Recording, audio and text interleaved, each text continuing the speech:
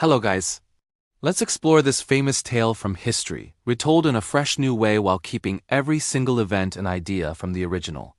These are the inquiries of Herodotus of Halicarnassus, which he shares to save from fading away the memory of what people have achieved and to stop the amazing and significant deeds of the Greeks and other nations from losing the fame they deserve. He also wants to write down the original reasons for their disagreements. According to the Persians who know the most about the past, the trouble began with the Phoenicians. These people used to live on the coasts of the Erythraean Sea but moved to the Mediterranean, settling in the areas they now call home.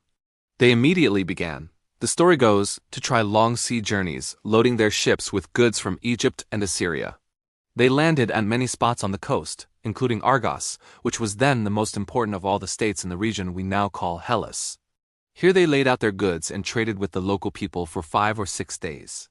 Near the end of this time, when almost everything was sold, a number of women came down to the beach, and among them was the daughter of the king who, as they say, agreeing with the Greeks on this, Io, the child of Inachus. The women were standing near the back of the ship, looking at what they had bought, when the Phoenicians, with a great shout, rushed at them.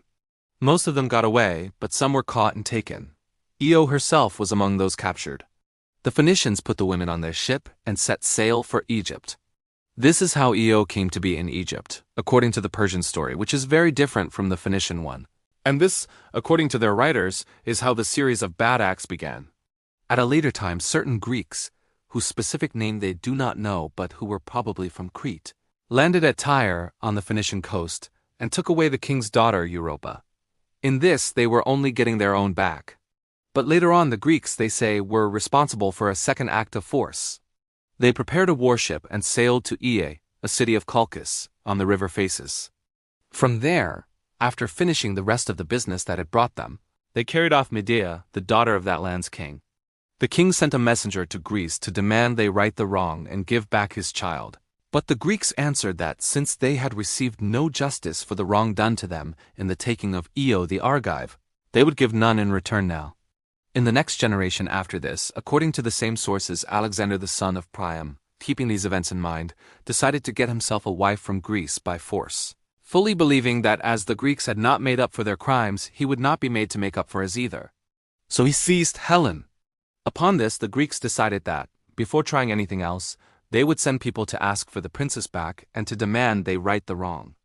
Their demands were met with talk of the force that had been used against Medea, and they were asked how they could now demand satisfaction, when they had before refused all requests for either justice or return made to them. Up until now, the hurts on each side had been simple acts of common force. But in what happened next, the Persians think that the Greeks were very much to blame, because before any attack had been made on Europe, they took an army into Asia. Now, as for the taking of women, it is the act, they say, of a bad person. But to make a great noise about such women argues that a man is a fool. People of good sense do not care about such women, since it is clear that without their own agreement they would never be taken by force.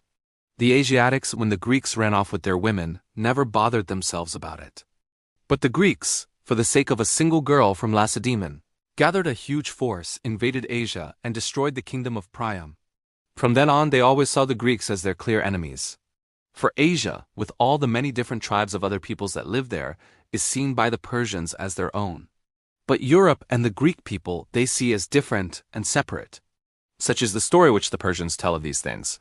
They link to the attack on Troy their old hatred for the Greeks.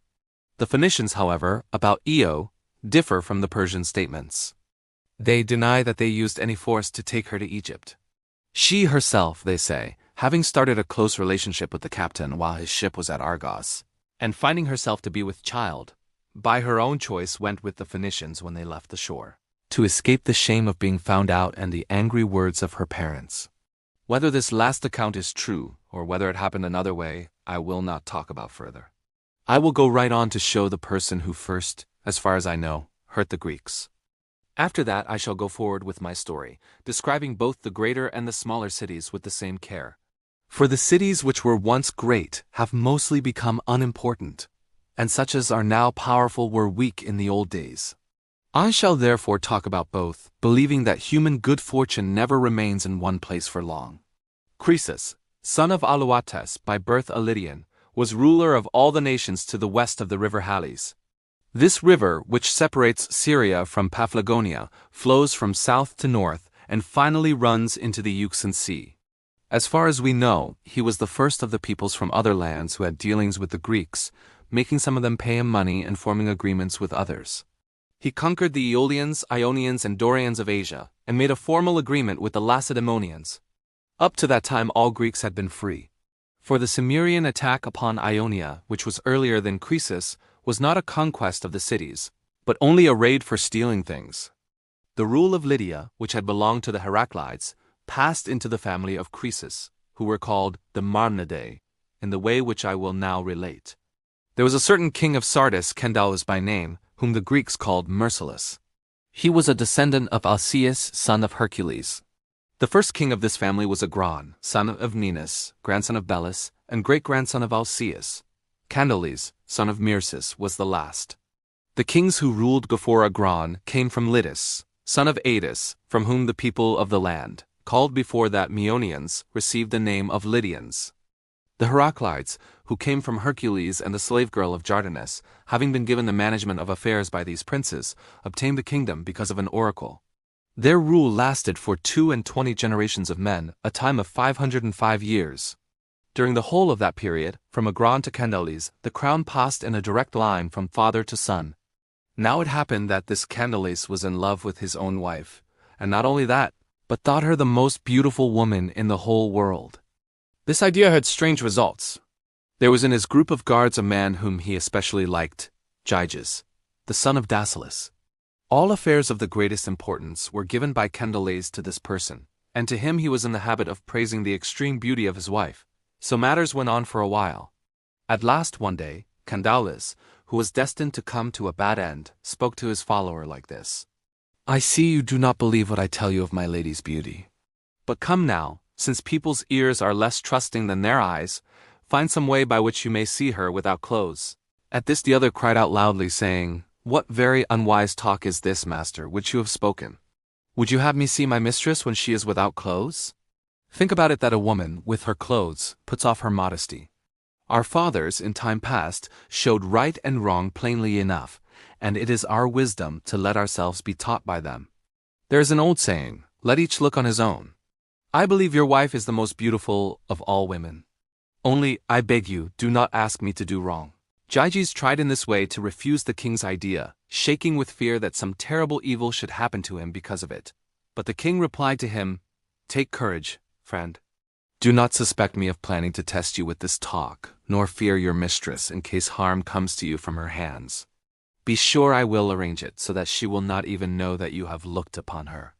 I will place you behind the open door of the room in which we sleep. When I enter to go to rest, she will follow me. There stands a chair close to the entrance, on which she will lay her clothes one by one as she takes them off. You will be able this way, at your leisure, to look upon her person. Then, when she is moving from the chair toward the bed, and her back is turned on you, make sure she does not see you as you go through the doorway. Thanks for watching, everyone. If you enjoyed this fresh take on a classic story, please hit that subscribe button for more historical adventures.